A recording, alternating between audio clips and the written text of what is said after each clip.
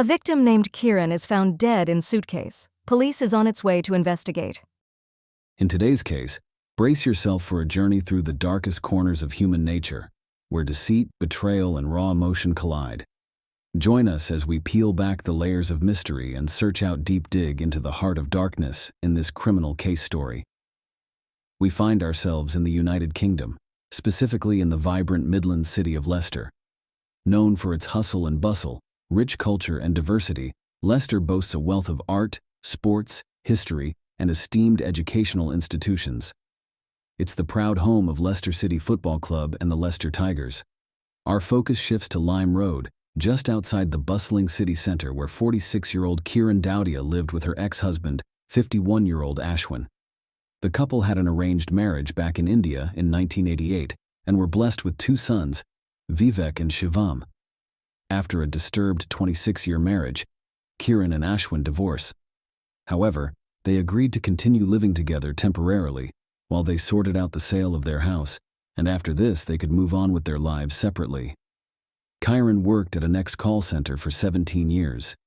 She felt like her workplace was like a second home, and her co-workers were like family. While Ashwin spent a lot of time working at a factory, Kiran was smart, friendly, and really liked fashion and makeup. She also loved Leicester City and its soccer team.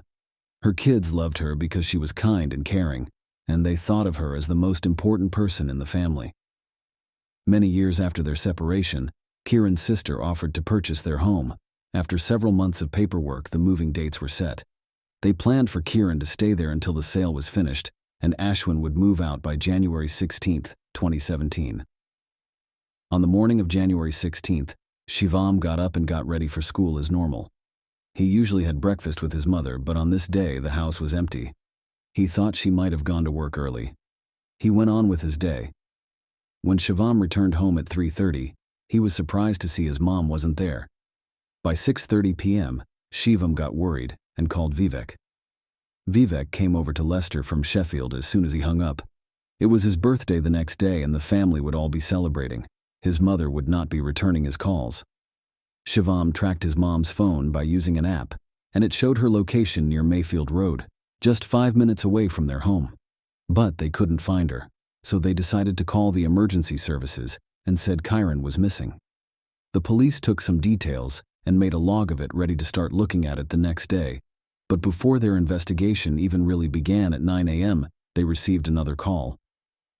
The police got a call from a neighbor saying there was a heavy suitcase. When they opened it, they found a woman's body inside. The family who filed the missing persons report that had come in the evening to recognize the body. It didn't take long to identify that they had just found Kiran Daudia. The dead body was Kiran Daudia's. She had a bin liner over her head and her hands and feet tied up with the cable. There were torn pieces of latex gloves too in the suitcase. Police is investigating over a dead body found in a suitcase. Shivam and Vivek had some stories to share that pointed to the investigation. Kiran's family told the police about problems between her and her husband Ashwin. Vivek and Shivam said that since they were very young, their father had been very strict to them. When Vivek was 13, he said his father tried to burn him with an iron and would often hit them with things from around the house. He also hurt their mom physically and said mean things to her. As the years went on, the abuse got worse.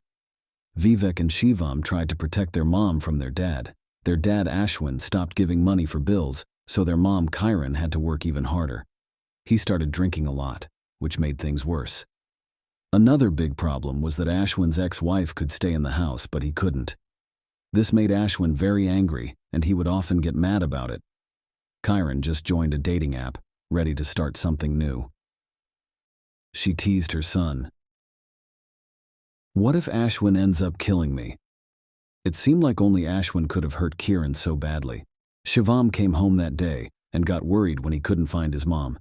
He suspected his dad was involved and accused him right away. The police found some scary footage of a suitcase being dragged, and they traced it back to Ashwin, Shivam's dad. Ashwin got arrested 2 days after they found Kiran's dead body. Tests showed Ashwin's DNA on gloves found in the suitcase. At the trial, Shivam and his brother testified, saying their dad was abusive. The prosecution argued that all the evidence, like CCTV footage and DNA, proved Ashwin is the murderer. The defense tried to argue it was manslaughter, not murder. Ashwin told the police they argued. He got mad and things got out of control. He hit her, hurt her, and stuffed her into a suitcase. Then he cleaned up the mess and pretended everything was normal. He even disposed of her phone and some other stuff. Ashwin said he had to kill Kiran to protect himself because he felt bullied by his family, even his sons. He admitted to strangling her with his hand and then using a scarf, but he claimed he didn't know what he was doing. The police began piecing together the events of that day and want to know the exact sequence of events. Ashwin provided a detailed account of what occurred. When Ashwin came home that afternoon, an argument started soon after. Ashwin told police that Kiran began yelling at him because he hadn't packed anything and was supposed to leave that day. The argument turned into a fight, and Ashwin admitted he lost control. He hit Kiran on the head multiple times and then strangled her with her own scarf. After this, he forced her into a suitcase and dragged it outside. He cleaned up the blood and waited for Shivam to come home at 3:30 p.m. While Shivam was out looking for his mother, Ashwin quickly moved the suitcase onto the street just after 6 p.m. 30 minutes later, Ashwin got rid of Kiran's phone, which was later found in a nearby place.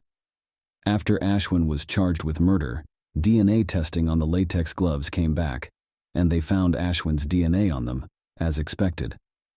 Almost a year after Kiran Daudia was found dead, Ashwin's trial for her murder began at Leicester Crown Court. Ashwin was found guilty of killing her wife Kiran, and the punishment was severe. He would spend at least 18 years in jail. They said Ashwin was controlling and only cared about himself. He didn't consider the feelings or safety of others, especially Kiran. The judge's words emphasized how Ashwin's behavior led to the tragic destruction of his family. He praised Kiran's sons. Shivam said he couldn't remember his last moments with his mom, and it hurts him every day. Kiran Daudia was killed. The law made sure the person responsible was punished. But even though the case was solved, people still feel sad and have many questions. Remembering Ashwin reminds us how life can be fragile, and we still search for peace after such a senseless act of violence. For more real criminal narratives, please consider subscribing to my channel. Thank you.